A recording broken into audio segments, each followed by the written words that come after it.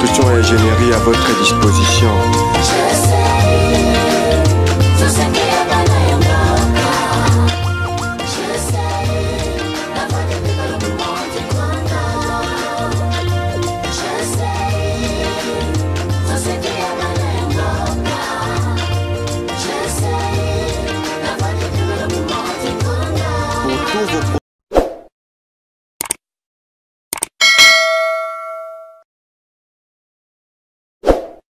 Mbote na bino bandeko balandi ya émission construire depuis bino merci mingi pour na bozala kaka wana pour na kolanda biso pour na fidélité na bino pe confiance au bozo continuer ko pesa na biso na souci kaka o tozaka nango ya koluka ko talisa bino misala o ezali ko salema na équipe monene o ya Global Construction et Ingénierie de lelo tozongi lisusu awa na commune ya Limete na 10e rue pour na ko talisa bino évolution ya ba travaux ya bâtiment R+3 tolobi évolution ba travaux parce que tozala awa déjà na début to la sabino étape par étape progressivement les lots zongi pour total sabino sikani to komi na rappeler na bino que implantation total sabino yango bandeko bandaka biso vraiment avec attention ba yebi chantier au malamu ba mona ba vidéo ya implantation les lots to komi bongo na étape ya hotel sabino ndenge fondation et uti ko salema pe silaki les lots to la sabino traçage ndenge zo salema po to kota na partie ya élévation de mur vous allez bongo étape élévation de mur ndeko na biso to quoi pour comprendre chantier o ndenge ko sila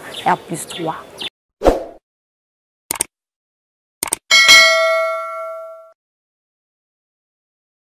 Mais c'est l'entrepreneur, comment on a projet à construction, où il y a deux buildings, au bandai qui, vous savez clôture, vous savez démolition à bâtiment, vous savez qui awa, vous savez implantation, vous bandit fondation, les lots fondation ici tout le monde vraiment transformation, ma casse c'est forme vraiment, il y a bâtiment et monani, vous comme ça bison dengue ni évoluer qui dans deux il y a travaux pour, ou comme en étape, où il y a les lots, on a rappelé que les lots ali bon étape il y a traçage pour, au bandai niveau il y a étape il y a élévation de mur. Bonjour à tous, merci pour l'attention particulière, tous allez nesengo et koyeba que vous allez belé. Tous amis na commune Limete 10e rue quartier industriel pour na côté Sabino état d'avancement ya projet construction est en cours. Au début tous qui appellent la client pour na ko sala misala na kata parcelle oyo isinga d'abord tout ça la clôture donc construction a mis la clôture il y a parcelle il y a 11/24 et ça maki na duré il y a 1 mois na 2 semaines après ko si ça misala na clôture tu as signé deuxième engagement mais tu as deuxième offre où il faut ça la projet de construction d'un bâtiment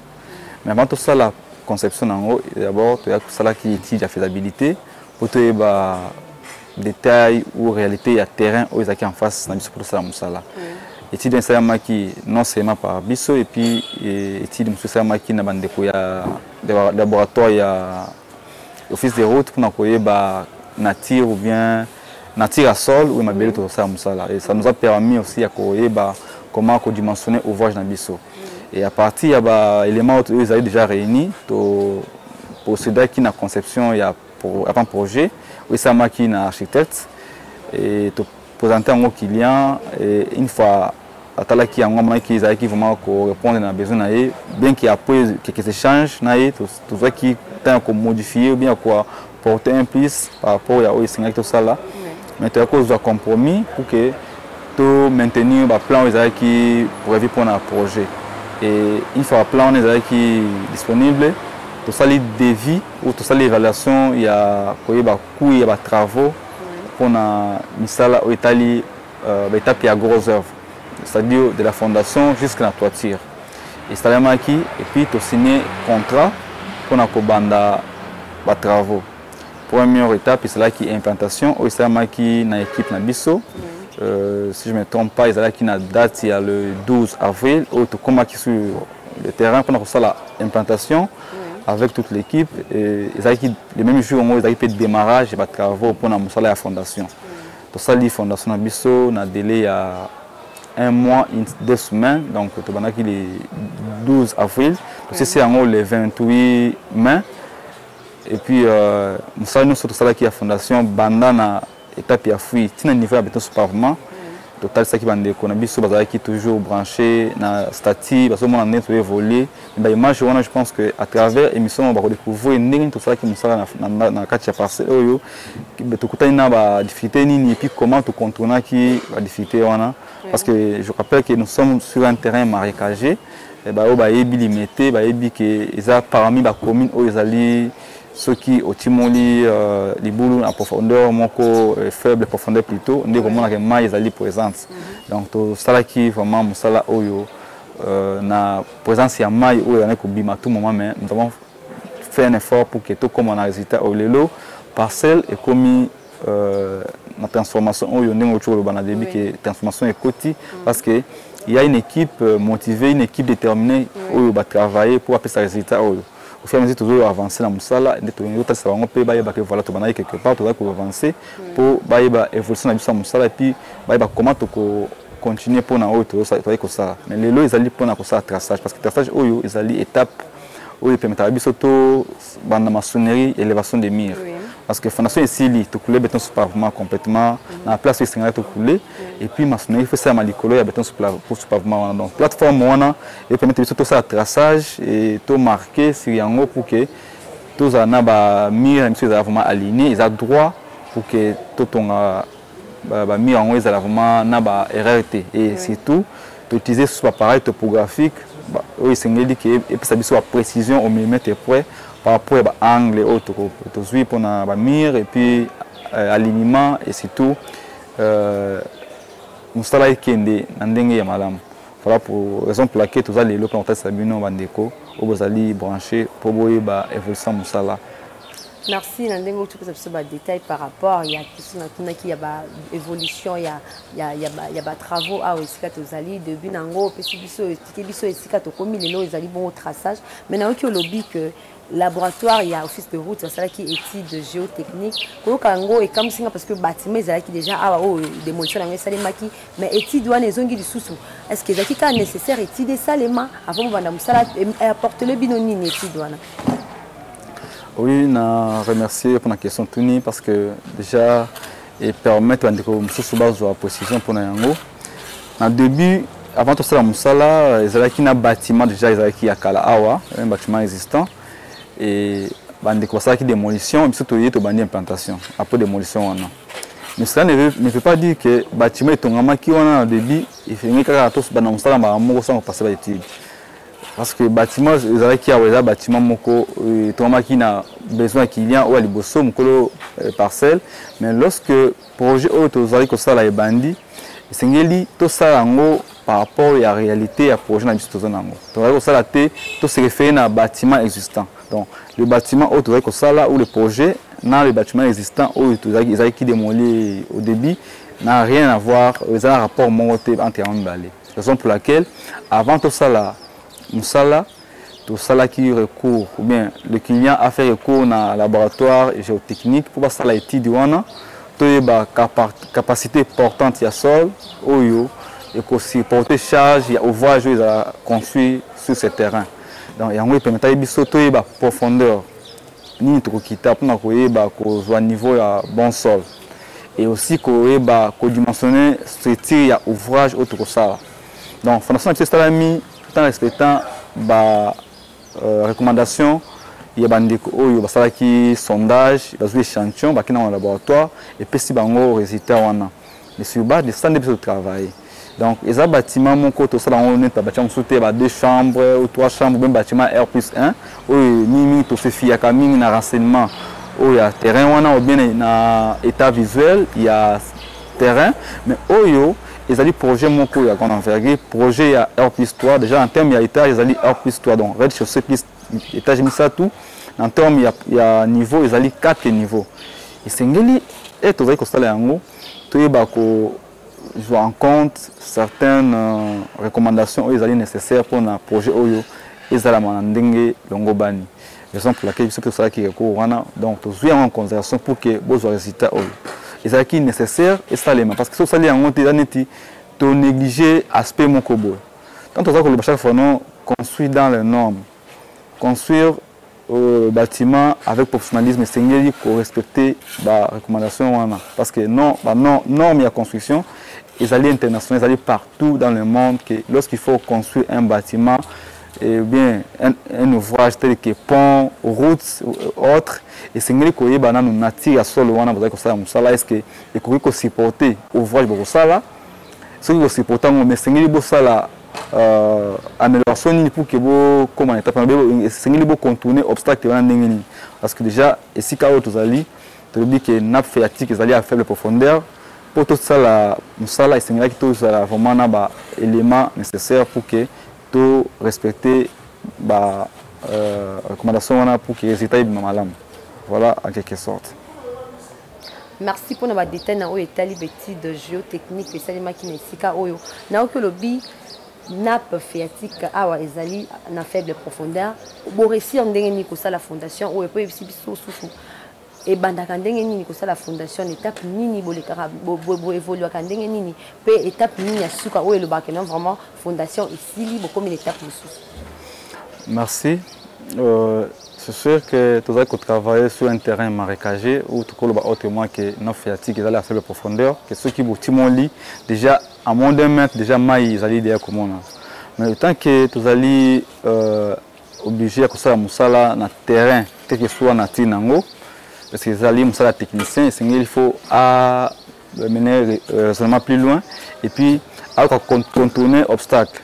Dans le cannabis tous qui sont vraiment outillés pour que tout ça soit dans le terrain. Déjà, on découvre que non, dans le terrain, ils allaient dans la belle, dans la profondeur, il y a mouké. Donc, ils ont passé. Premièrement, tout le monde a un éboulement, tout le monde a un tout moment. Donc, nous avons acheté une motopompe qui nous a permis de travailler tout au long de l'étape de la fondation. Je pense qu'à travers l'image, tout ça qui est dans l'étape de la fondation, il y a que qui s'est malade, le ligne tout le monde qui est dans le niveau de fouille,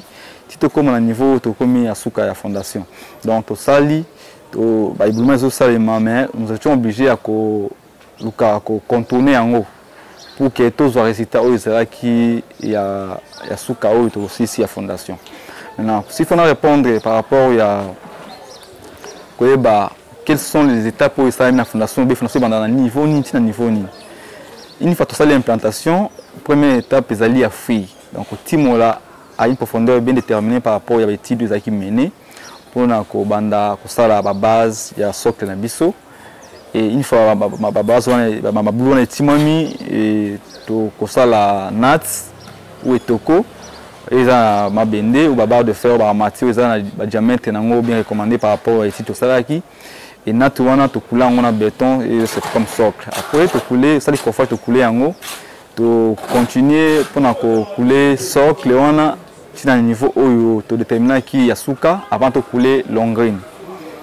et ça a mis toujours ferraillage et puis coffrage n'a que couler à béton en haut aussi si musala y a couler tout ce qu'il y avait comme ouvrage en béton en main tel que le long grain socle. Après, tu es comme un niveau de remplissage. Donc, ça la rembler à une profondeur bien déterminée pour que tu sois à un niveau fini. Il y a un bâtiment pour le rez-de-chaussée. C'est ça qui est remblé et puis compactage. Et avant de couler béton sous pavement, tu es là qui sachet mon corps pour permettre que tu éliminer ou réduire le risque en termes d'humidité ou ma belle tout cela qui est fort pour contourner en haut, tout ça qui sachet moko pour que le béton avant de couler en haut, et ça surface moko imperméable pour que maille ou assez et attaquer bien et atteindre le béton parce que plus tard on va oyo sur le bateau vendre pour éviter que base coûte na baka humidité en donc tu travailles qui dans ce sens pour que tout ça surface moko imperméable avant de couler le béton sur pavement. Donc pour répondre à votre question correctement, je pense que fondation est bandie na fouille un niveau de béton sous pavement, c'est quand vous allez donc la surface où ils allaient les collèges la surface où tu suis si béton en biseau sous pavement pour construire installer la fondation. C'est à partir de ce niveau que tu as la maçonnerie et l'élévation de niveau dans niveau de l'écolo. Particularité d'un concours pour un projet par rapport à un projet en termes de composition de la pièce. Oui, pour un projet tu allais dans bâtiment R+3 donc dans la rez-de-chaussée tu retrouves parking. Et puis appartement il y a 2 chambres et puis dans le niveau il y a premier étage puis dans le troisième étage tu allez dans l'appartement mi-balé donc d'un côté appartement il y a 3 chambres de l'autre côté appartement il y a 2 chambres donc c'est un appartement type donc c'est-à-dire les appartements il y a dans le premier étage dans le troisième étage ils allaient vraiment ndenge moko kokani donc sauf où il y a ces des chambres et puis tu réserves espace pour un parking à Liboso et de l'autre côté à droite tu peux voir espace pour une petite piscine où c'est une salle manakati à parcelle. Donc aménagement extérieur ils allaient vraiment mingi Liboso et puis Nassima pour nous pas aménager parce que ça fait fort sceptique peut-être mais sinon en termes de pièces donc tous les appartements on a des types na étage et puis na niveau rez-de-chaussée de pouvoir un appartement na parking rien que yango na piscine za pembeni. Merci monsieur l'entrepreneur pour la précision sur la particularité de la tunaki yo to koko trouver na projet oyo. Mais na moni lelo mo la traçage na moni vraiment ma bato belé vraiment est-ce que nécessairement esengela ki bazala o expliquer biso pe tâche ya moko na moko oyo à jouer musala ni ya sali lelo na o etali traçage et puis na moni ba pareil topographique au bosai la ramine na implantation mais lelo na moni yango lisu na traçage a importance na vraiment ezani. Ouais, merci pour notre traçage. Je pense qu'il faut qu'on réunisse un nombre de techniciens. Il faut faire ça. Premièrement, ingénieur, chantier l'architecte qui a fait la conception, et puis chacun fait son travail. Et d'autre part, tout le monde peut bander maçon. Donc, une fois que ça le traçage, déjà musala ko faire sa brique en place pour notre tongango et puis bazali accompagner na ba aide maçon ba tété ou ba opisa bango aide nati à ciment couper ça sable pour que basta la musala ya évoluer. Donc équipe de la chantier wa bazo ça musala o izali ya ko ça traçage donc chacun a participer dans étape na et puis pour l'état de l'appareil topographique. Pour ça, le traçage, nous avons besoin de alignement droit pour la mine de la paix et la maté. Donc, raison pour laquelle le monde appareil est allé. Et on est permis de se trouver la perpendicularité dans l'alignement par rapport à la mine de ça. Et laser, appareil, nous sommes laser et on peut jouer un rôle moko. Donc, les autres appareils, nous sommes compétés, le rôle appareil, nous sommes pas évoluer. Donc, nous avons le mini, nous sommes tout ça on a ndenge sengeli donc avec professionnalisme sengeli peut faire en fait quoi apporter un plus dans ça na biso na étali outillage parce que mingi ba critiquer biso le voilà vous n'avez pas le matériel pour ça musala mais par la grâce de Dieu tu vois que ça là effort que muke ndé tu vois que zoa makoki tu vois que somba ba pareil pour que tous allons vraiment équipés. Donc ça, tu vois que ça là, au moins tu as besoin d'outillage et belé, mais ce que tu as en côté, ça que ça est un professionnalisme. De moni, tu réunir un bon nombre d'appareils laser, une station totale, il y a marque les cas où il permet tout ça l'alignement avec laser, on peut surtout d'un point assez et tu vois que soit alignement puis qu'on fait la prendre aux perpendicularité pour que mieux la mise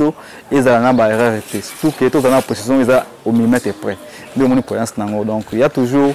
un rôle à jouer de moni yango ezali sur le terrain. Donc chacun fait son travail et puis chaque appareil aussi a nango pour au moins résultat oyo. Voilà tout ce que utilité à chaque appareil au petit à un chantier puis chaque intervenant rôle na yo a jouer mon la lelo ezamo ya traçage difficulté ni beaucoup nango na projet. Après le projet oyo ba difficulté ezali kaka oyo ya liboso eza majeur qui est lié na tir à sol et à chaque fois tu vois que ça la terrassement ou bien que tu la boulou à une profondeur donc quand tu as éboulement ma belé boukani vous avez obligé vous bander la comme ça en libanda tout ça maille dimi donc vous avez bien fois donc moula PB donc tout ça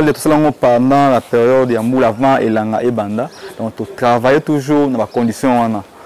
malgré que tu as toujours dans difficulté na main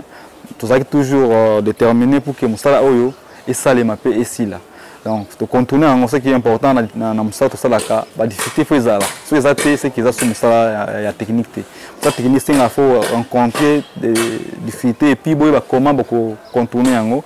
pour nous pour contourner en le moins que nos fondation ça là mis na délai moko bien défini au musala des difficultés awa ezaka juste stockage de matériaux dans un parcelle de l'obak qui y a 24/11 que tu connais que ton anda comme la qualité nato il va payer à stocker matériaux na kati Donc tout servi car na avenir na biso na liboso à entrer à parcelle pour tout stocker matériaux et que à partir de notre côté ça ngo. Donc on a peut-être des difficultés que mutu kasoki il faut que ce matériau libana et puis à partir de les ouvriers il faut passer sous mouvement à côté de matériau na la parcelle. Et spéciali tout ça mai na kata parcelle témoin de faire recours na ba voisins au bazali permis pour que to ka kosomba mai to ça la musala. Surtout que la parcelle moko eza asika morcellement ça maki que sous bazali ba combiner mais à ordonner côté namte mais côté progressivement. Et aussi courant ils ont la parcelle namte mais les marches en cours pour que tout courant mais ça nous a permis à ça na courant ba voisin mais moyennant une facturation autour il faut faire facture pour avoir accès na courant wana. Donc mais en quelque sorte difficulté on se côté nango tout long yango les autres na résultat au final au moins fondation salemi na délai bien déterminé malgré au côté nango mais tout long kaka et tout manabiso. Merci. Mais comment la fondation de salemi résultat au PC est-ce que le client a satisfait tout peu bandeko besoin na biso ba satisfait na musala comment la bandeko belé besoin na couper sa conscience na bandeko na ba congolais qui besoin couper sa conscience de partenaire mais comment la global construction ingénierie ba sali musala kitoko mona na biso ba tu réaction na les animaux est-ce que le client a satisfait tout peu bandeko besoin ta biso ba satisfait na résultat au PC. Merci pour namutuna wana ko tala musa tosali je pense que nakosa commenter na ngote parce que ba image tout ça là qui déjà tout au long il y a pas travail fondation bana début na suka nango je pense que ça côté témoigner motivation détermination et puis professionnalisme oyo to la kisi na musa tosali parce que ndako lelo comme niveau oyo ya fondation na niveau beto sur pavement to bani maçonnerie élévation bato ba mususu ba travailler na débité ba monika o me ba o ba landa biso na débit ya projet bandana clôture to comme na implantation et puis musala ya terrassement pour ça la fondation tout comme niveau oyo ba yebi comment te procéder pour comment étape oyo. Donc on a commencé à commenter au mingi vraiment parce qu'il ne servir à rien mais à travers cette émission je pense que tu balancer bino pe kaka na kati ya émission ça là ou bien étape pour les cas qui avant comment te procéder à qui les permettre de voir vraiment comment tu travailles mais na équipe mobile tout ça satisfait na résultat PC parce que ce que tout ça satisfait c'est que tout ça vraiment suit na auto sali et puis qu'il y a na biso PC kazali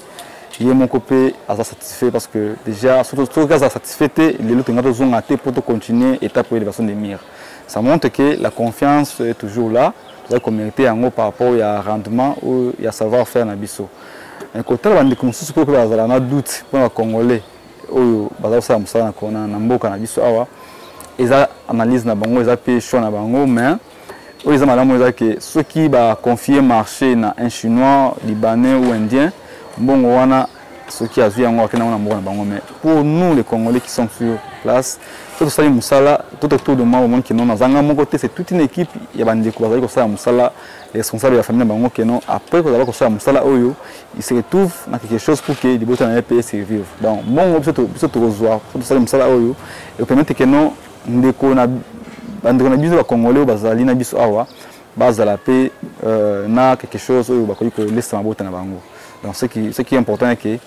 vaut mieux faire confiance dans l'économie congolais. C'est sûr que Belé va décevoir Bino, tout le monde défendre les bangotes mais ils ont cas par cas. Et puis dans ma vie, il y a toujours des cas exceptionnels où il faut y chacun a son éducation, chacun a sa façon de faire les choses. Nous avons une expérience ou bien expertise à cause d'un pour que à mettre en œuvre. Donc biso, pour ça nous sala bangonde va analyser puis va conclure par rapport au rendement au PC bango. Mais dans l'état client, je pense qu'il est satisfait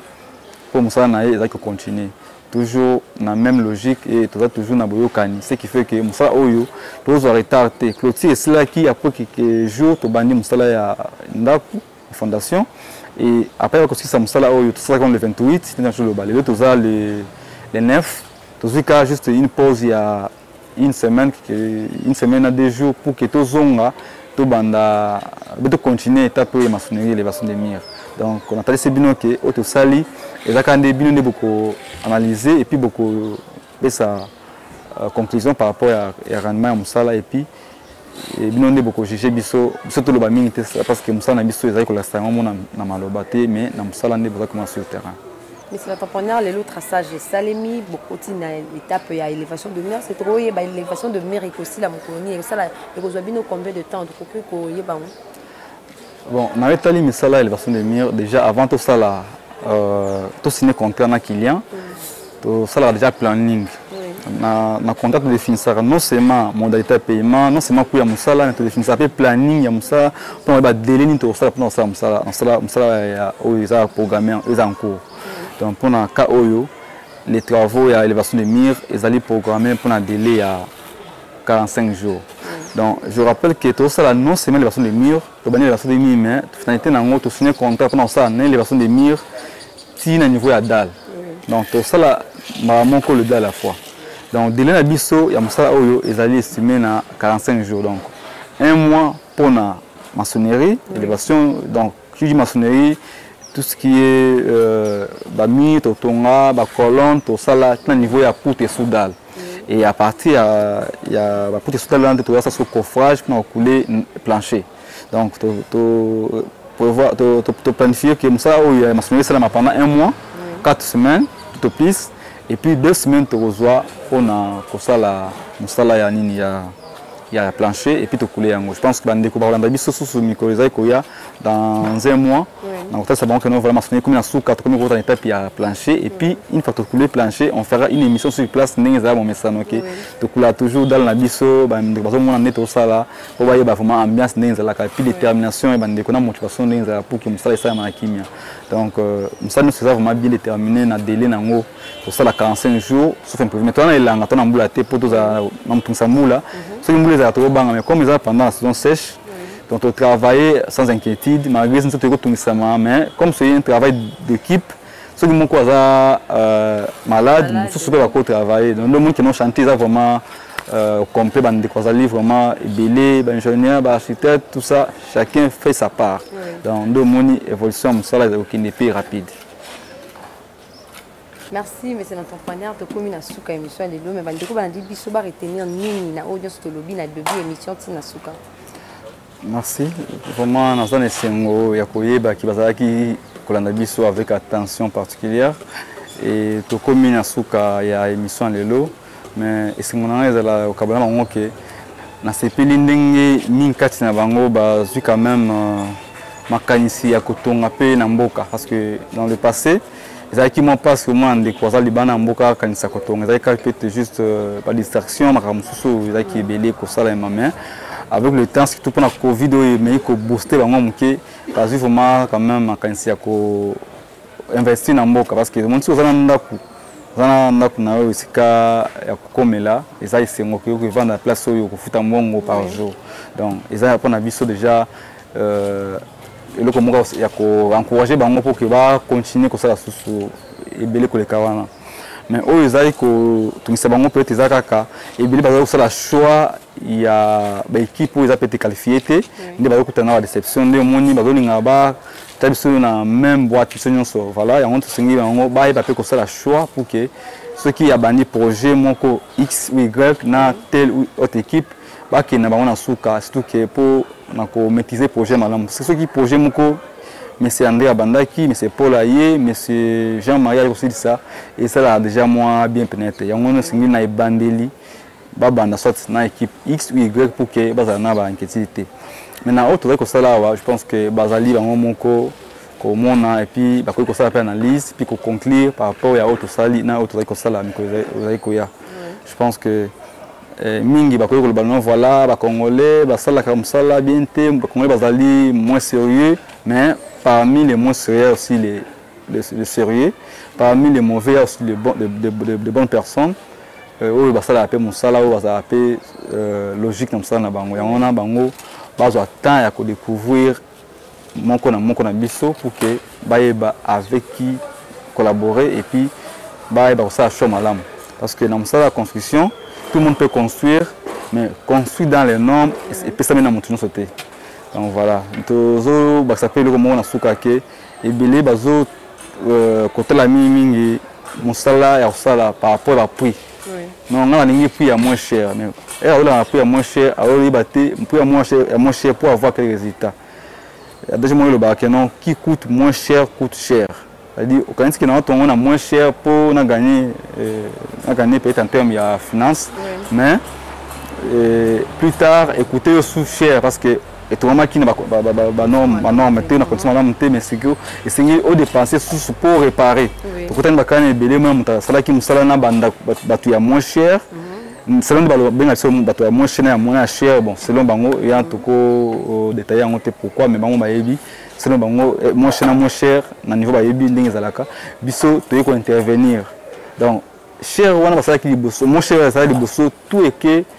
elimo eza na ezoko exister sous te ba kuto na siko musala ba sauver ne fisque musala wana ye bongo. Or lorsque le travail est déjà fait surtout pour banda to kota mini banda ko étage mtatonga na étage asali fondation ni tinda kwa ngo eza ya soso benda ka ya ba poko. Maintenant est-ce qu'on ndako comme niveau monde c'est un truc non ba zo évoluer bien té. Ndé Australie ko voilà est-ce que beaucoup ya ko réparer ou beaucoup ya ko améliorer. Or comme sous faisant passe parce que déjà le débit a été mal organisé et c'est un qui peut te démolir ou bien que c'est une source de dépenses comme sous ma casse. Et on a vraiment basé la paix, moins effort à choisir une équipe non seulement parce qu'elle est moins chère, mais par rapport au rendement au bas ça bango. Parce que musala na biso ezakaka koyeba kosala ngo et puis moto aza musala aza satisfait parce que misi mbongo muke ensuite nango ozu musala malonga te donc ozapeka na inquiétude donc ezala muke za ebele mais misa mbongo. Donc ça tout ça que non tout ça la évaluation en fonction ya matériaux quantité matériaux tout ça là le volume de travail auto fournir et tout facturer et on a toujours dépend des prix na appui et matériaux ça sur le marché ce qui est mati ce peut être obligé tous à la paix na même rythme ya ndenge marché zali kotambola sur le terrain ce peut être on okita nous allons faire aussi les devis en fonction ya wana. Donc voilà, toujours quand on a un bon bébé, mais tout ça toujours effort à retraite sur un déco, parce qu'on a bonne volonté, surtout parce qu'on a considération, à travailler dans les Congolais, les Tibango, et puis ça toujours ça besoin confiance, parce que nous ça ils allaient belé, mais ça ils vont manquer. Nous avons encouragé par la même occasion, des connaissances sur ça, nous sommes dans le domaine de la construction, au bas c'est dans les BTP et puis ailleurs, au bas on a moins, on a expérience ou matière dans le domaine de la construction. Beaucoup va toujours travailler na ndenge wana parce que tozali kato zela emploi ou ba offre ils ya na entreprise minene ils a passe parce que ngai naza déjà moko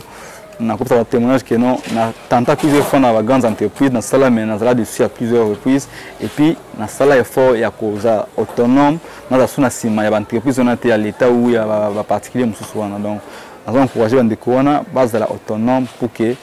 ba bon ça va venir na bango malin parce que ça facilité mais c'est possible pour qu'il basse la yango. Voilà. Et puis aussi ça na PC merci de nous pour soutenir biso dans la musala oyo parce que botali na simananga matériel ils a belé oyo ça la musala awa et auto ça il y a ça par rapport ya collaboration tout nango na bande ko libanda et le so mi libanda et comité awa na ba kaloto zo cadeau oyo peut ndeko kanisa na ya monke no ba travailler bazangi outillage oyo mais na tindela bango ngo bena tekela bango ngo na prix moko aborder pour qu'il va amuser au ça musala il faut peut toujours reconnaissant envers bino et puis tu regarder toujours même logique pour le travail et puis tu kutani na mikoza ko ya toujours na cadre ya émission na biso pour na retracer bino musala musala à travers tous les chantiers dans la ville de Kinshasa pour na lelo to fiki na peut-être bino merci beaucoup au revoir. Émission Construire ya Mokolaino et Komina Souka. Merci mingi pour la confiance et fidélité au bozo continue couper ça dans Global Construction et Ingénierie. Tozala ki bongo na commune ya limité 10e rue et pa wapi bo wuti kolanda étape ya traçage ndenge wuti ko salema. Pona onyo so etali information bo hésiter te ko komela to pe ko benga biso na numéro où ezali affiché ngai na bino nde to mona ni mbala sima. Au revoir. Global Construction et Ingénierie à votre disposition.